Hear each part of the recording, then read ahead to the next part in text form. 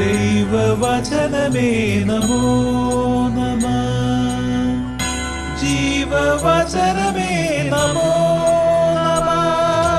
വചനദീപ്തിയിൽ തവഹിതം പോൽ ദൈവരാജ്യം പണിതിടുന്നേ. വിശ്വമഖിലം തവ മഹത്വം ദർശിപ്പതിന്ന ദൈവമഹത്വത്തിലേക്ക്.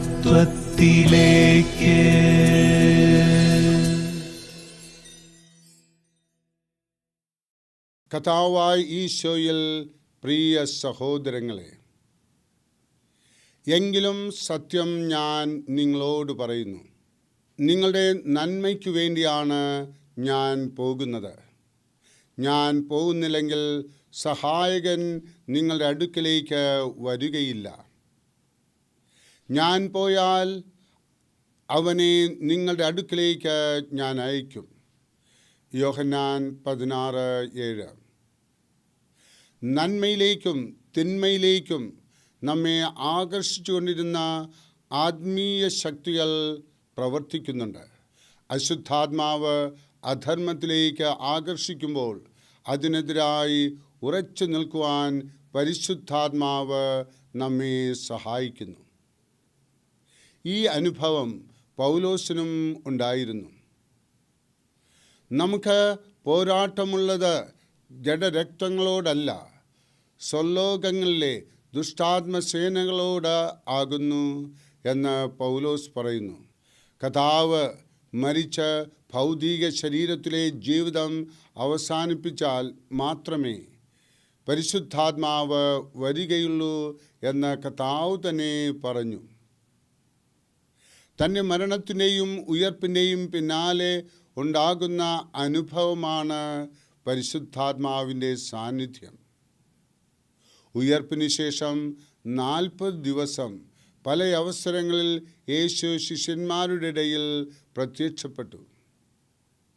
അതിനുശേഷം അവർ കാണെ താൻ സ്വർഗാരോഹണം ചെയ്തു.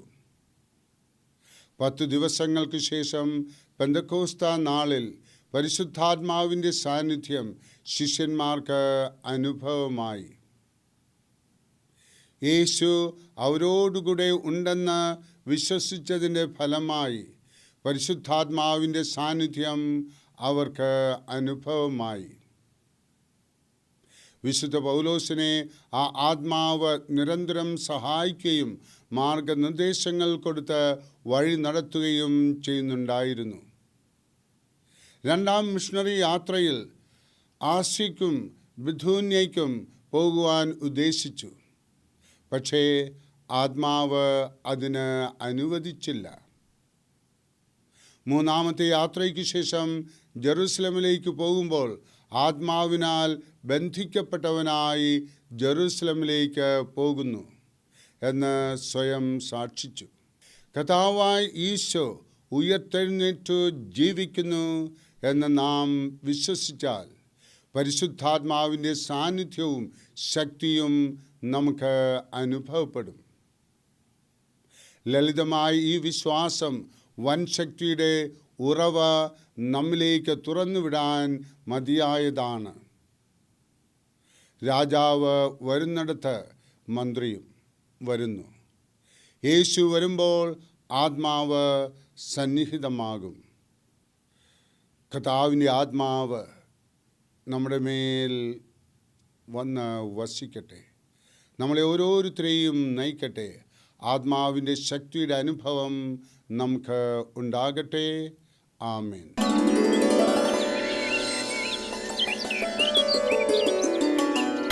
ദൈവവചനമേ നമോ നമഃ. ജീവവചനമേ നമോ നമഃ.